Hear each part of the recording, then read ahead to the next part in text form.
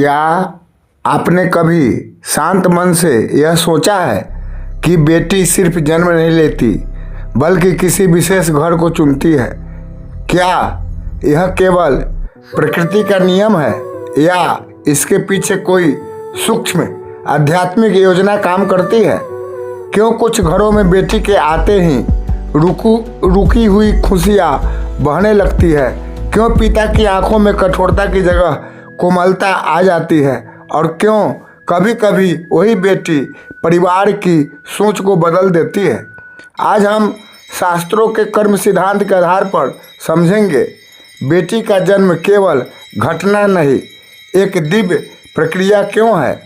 Video अंत तक जरूर देखिए क्योंकि संभव है यह सत्य आपके अपने घर से जुड़ा हो। जन्म केवल शरीर का नहीं, आत्मा का होता है। शास्त्र कहते हैं आत्मा वहाँ जन्म लेती है जहाँ उसका अधूरा संबंध, अधूरा कर्म और अधूरी सीख जुड़ी होती है। हर जन्म एक चयन है और बेटी का जन्म कई बार विशेष चयन होता है। वह केवल संतान बनकर नहीं आती, वह ऊर्जा बनकर आती है। पहला संकेत, जहाँ नारी का सम्मान हो। जिस घर में माँ को केवल जिम्मेदारी नहीं सम्मान मिलता है, जहाँ पत्नी को साथी समझा जाता है, जहाँ बहन की आवाज़ दबाई नहीं जाती, ऐसे घर की ऊर्जा संतुलित होती है।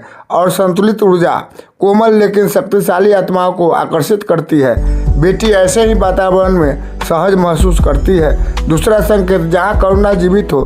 क्या आपने देखा है कुछ परिवार छोटे होते हुए भी बड़े दिल वाले होते हैं? वे पशुओं को दाना डालते हैं, जरूरतमंद की सहायता करते हैं, बड़ों का आदर करते हैं। जहाँ दया होती है वहाँ संवेदनशील आत्माएं जन्म लेना पसंद करती है। बेटी संवेदना की जीवित प्रतिमा है। तीसरा संकेत, जहाँ पितरों का स्मरण हो। परिवार केवल वर्तमान नहीं होता, वह अतीत और भविष्य की श्रृंखला है। जहाँ पूर्वजों का सम्मान होता है वहाँ कुल की ऊर्जा स्थिर रहती है। कई बार बेटी उस कुल की अधूरी कहानी पूरी करने आती है, वह परिवार की दिशा बदलने आती है। चौथा संकेत, जहाँ प्रेम धन से बड़ा हो। यदि हर निर्णय संपत्ति के आधार पर हो तो वहाँ संबंध कमजोर पड़ जाते हैं, लेकिन जहाँ प्रेम प्राथमिकता हो वहाँ बेटी का जन्म उस प्रेम को और गहरा कर देता है। वह सिखाती है सच्ची समृद्धि भावनाओं में है। पांचवा संकेत, जहाँ स्वागत की भावना हो। कभी कभी आत्मा गर्भ में आने से पहले माता पिता की मानसिक स्थिति को महसूस करती है। यदि मन में डर हो तो आत्मा ठहरती नहीं, लेकिन वहाँ जहाँ स्वागत हो वहाँ वह आत्मा सहजता से जन्म लेती है। लेकिन एक गहरा रहस्य, हर बार एक गुण पूर्ण नहीं होते। कभी कभी बेटी उस घर में भी जन्म लेती है जहाँ परिवर्तन की आवश्यकता होती है। वह सुधार बनकर आती है, वह सोच बदलने आती है, वह पिता को धैर्य सिखाती है, वह माँ को आत्मविश्वास देती है और धीरे धीरे घर की ऊर्जा बदल जाती है। क्या बेटी भाग बदलती है? लोग कहते हैं बेटी के आते ही किस्मत खुल जाती है। शास्त्र कहते हैं जब शुभ आत्मा जन्म लेती है तो वह अपने साथ अपने संचित पुण्यों की तरंग भी लाती है। पर याद रखिए, परिवर्तन हमेशा तुरंत दिखाई नहीं देता, कभी वह भीतर से शुरू होता है। बेटी परीक्षा या आशीर्वाद, हर आशीर्वाद के साथ जिम्मेदारी जुड़ी होती है।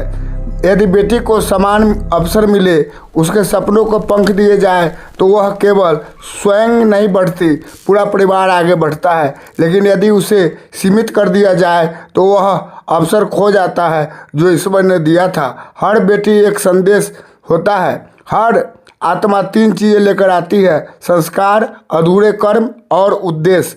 किसी घर में वह धैर्य सिखाती है, किसी घर में समानता, किसी घर में साहस, और कभी वह यह सिखाती है कोमलता ही असली शक्ति है। यदि सच में बेटी ईश्वर का चयन है तो क्या हम उस चयन के योग्य हैं? क्या हमारा घर विचारों से पवित्र है?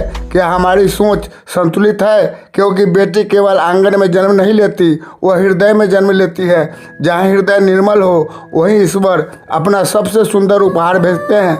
यदि आपके घर में बेटी है उसे आशीर्वाद समझिए, यदि नहीं है तो हर बेटी का सम्मान कीजिए, क्योंकि नारी का सम्मान केवल सामाजिक कर्तव्य नहीं, आध्यात्मिक संतुलन है। अगर आपको यह ज्ञानवर्धक लगा हो तो वीडियो को लाइक करें और झलक दिव्य ज्ञान से जुड़े ऐसे ही गहरे आध्यात्मिक रहस्यों के लिए धन्यवाद। फिर मिलेंगे एक नए सत्य के साथ।